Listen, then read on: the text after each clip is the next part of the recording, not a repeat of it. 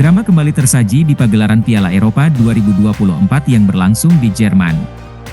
Betapa tidak, secara dramatis Italia sukses memaksakan hasil imbang saat berlaga kontra Kroasia. Padahal Luka Modric sempat membuat Kroasia unggul hingga mendekati akhir pertandingan yang sekaligus menghidupkan asa Kroasia untuk lolos ke babak 16 besar. Sayang, kejadian yang sama saat hadapi Albania kembali terulang. Adalah Matija Zaccagni yang kali ini jadi sosok protagonis untuk menggagalkan kemenangan Kroasia di menit-menit akhir pertandingan. Atas hasil ini Italia pun sukses mengunci peringkat kedua klasemen grup B dengan koleksi 4 poin dari 3 laga. Sedangkan di peringkat pertama diisi oleh Spanyol yang sukses sapu bersih 9 poin dengan 3 kemenangan dari 3 laga yang dimainkan. Sementara Luka Modric dan kawan-kawan harus puas duduk di peringkat ketiga dengan koleksi 2 poin dan Albania di posisi juru kunci dengan koleksi 1 poin. Bermain di Leipzig Stadium, Red Bull Arena, Leipzig, Selasa, 25 Juni 2024, dini hari waktu Indonesia Barat. Kedua tim sangat membutuhkan kemenangan demi menjalin asa lolos ke babak 16 besar. Lebih-lebih bagi Kroasia yang menuai hasil minor dalam 2 pertandingan terakhirnya.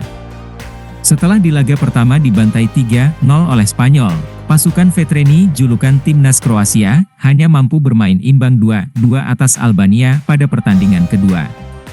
Sementara itu, pasukan Gli Azzurri Italia yang tumbang 1-0 oleh Spanyol di laga sebelumnya, melakukan perubahan drastis pada susunan pemain dan formasi yang digunakan. Bila biasanya menggunakan formasi 4-3-3, kali ini Luciano Spalletti menggunakan formasi 3-5-2. Kroasia yang tak ingin lagi jadi bahan olok-olokan berhasil mengancam pertahanan Italia lewat sepakan jarak jauh Lukasui pada menit ke-5. Tetapi bola sepakannya masih mampu dihalau oleh penjaga gawang Italia Gianluigi Donnarumma. Gli Azzurri balik meneror di menit ke-27, ketika Nicolo Barella mengirimkan umpan ke tengah kotak penalti Kroasia. Alessandro Bastoni yang berdiri bebas, sukses menyambut umpan kompatriotnya di Internazionale Milan itu. Sayang sundulannya dapat dimentahkan oleh penjaga gawang Kroasia, Dominik Livakovic. Kroasia coba balas menekan di menit ke-31, melalui upaya Luka Modric. Hanya saja Donnarumma kembali jadi tembok yang kokoh untuk menggagalkan peluang tersebut.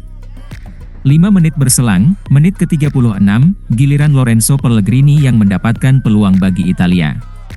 Sayang bola sepakan kaki kirinya di dalam kotak penalti masih terlampau lemah untuk membahayakan gawang Livakovic.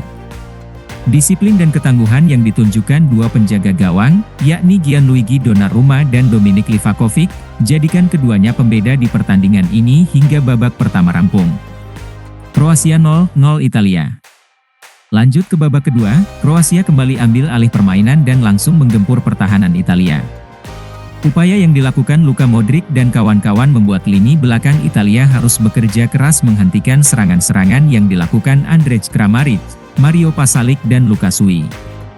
Tampak kesulitan mengimbangi serangan pasukan Zlatko Dalic, membuat lini belakang Italia panik. Benar saja, pada menit ke-52, Kroasia mendapatkan hadiah penalti setelah Davide Fratesi tak sengaja melakukan handball setelah terkena tendang Andrej Kramaric.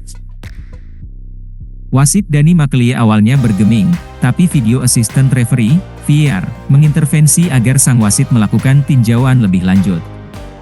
Setelah meninjau, siang dan malam, layar VAR, penalti pun diberikan wasit Dani Maklie. Luka Modric yang dipercaya sebagai eksekutor penalti sempat gagal menyerangkan si kulit bundar. Karena arah bola tendangannya mampu dibaca oleh Gianluigi Donnarumma. Namun, takdir seolah mengiyakan agar Luka Modric mencetak gol pada pertandingan ini. Bola tepisan Donnarumma dari penalti Luka Modric sempat kembali ditendang oleh Ante Budimir.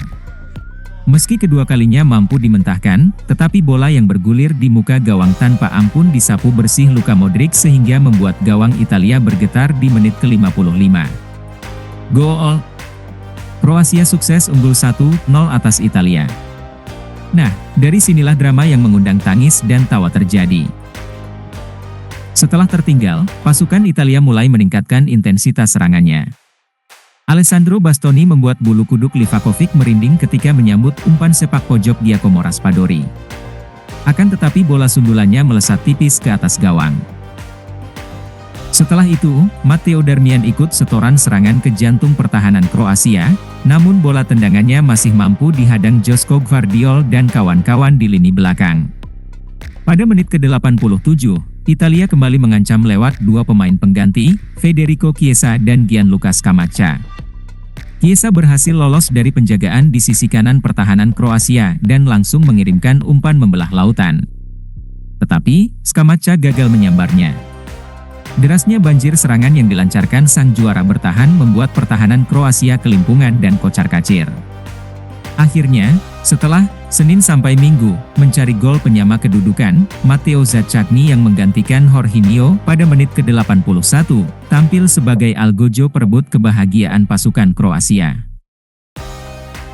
Berawal dari umpan Davide Calafiori yang naik membantu serangan, bola umpan pun tepat sasaran jatuh di kaki Zaccagni. Kemudian, pemain asal klub Lazio itu tanpa ampun langsung melepaskan tendangan pisang yang membuat arah bola melengkung, menghujam sudut kiri gawang dan tak bisa dijangkau Dominik Livakovic. Gol! Italia samakan skor 1-1 atas Kroasia di menit ke-98. Gol dari Zaccagni ini sontak membuat pasukan Italia bersukacita berlarian ke sana kemari karena sukses lolos ke babak 16 besar. Di sisi lain, gol tersebut membuat Luka Modric dan kawan-kawan terjatuh dan tertunduk lesu menahan tangis.